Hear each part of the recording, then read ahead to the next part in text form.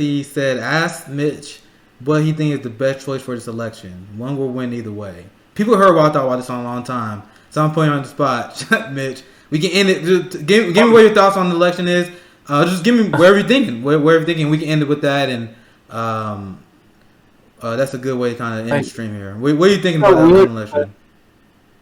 It is so weird because I've never felt undecided before.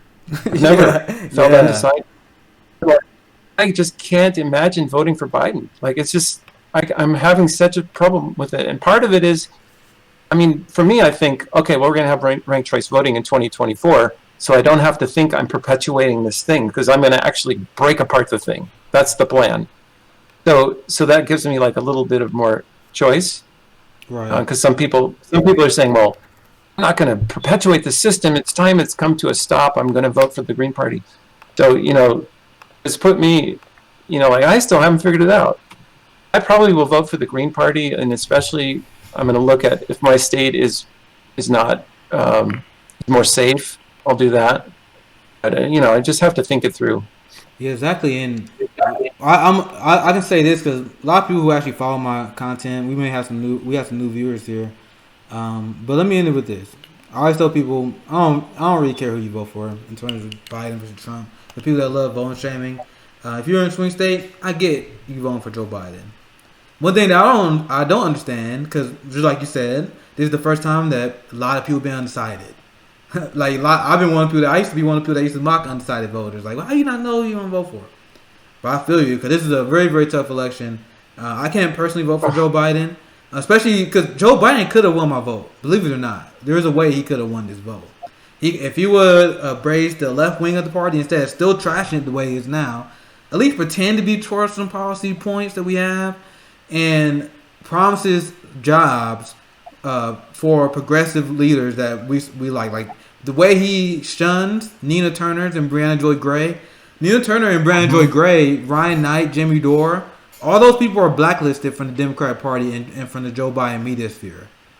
Now, imagine a scenario where Joe Biden decided to reach out to his biggest critics instead of shun them and attack them. Oh, you're right. We should embrace Medicare for all. I was wrong in my support of the crime bill. You're right. We should have a living wage.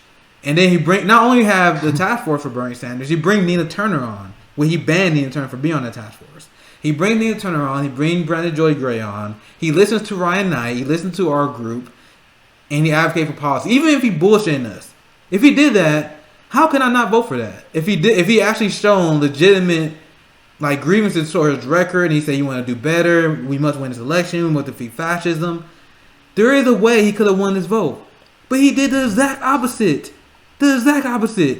He was literally attacking Bernie in the debate. I defeated the socialists. We're not doing the Green New Deal. Kamala Harris saying we don't support a fracking ban. They are doing the exact opposite of earning our vote. They are trying to crush our movement. And it's not by accident. They just ought to be winning this race.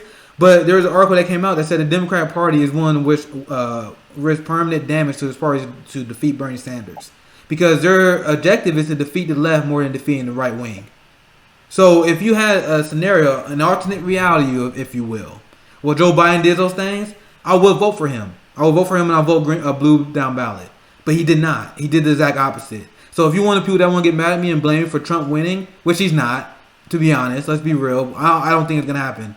But if Trump wins, you're not going to blame me. And I'm not going to accept that. And I'm finding them now. You look at my timeline. I'm finding these people. Because I'm like, if you can blame me if you want to. Because at the end of the day, I kind of want you to. I'm laughing at the people who blame me. Because if you blame me, that means the conclusion that you must make is that the Democratic Party must come towards our movement because they need to win.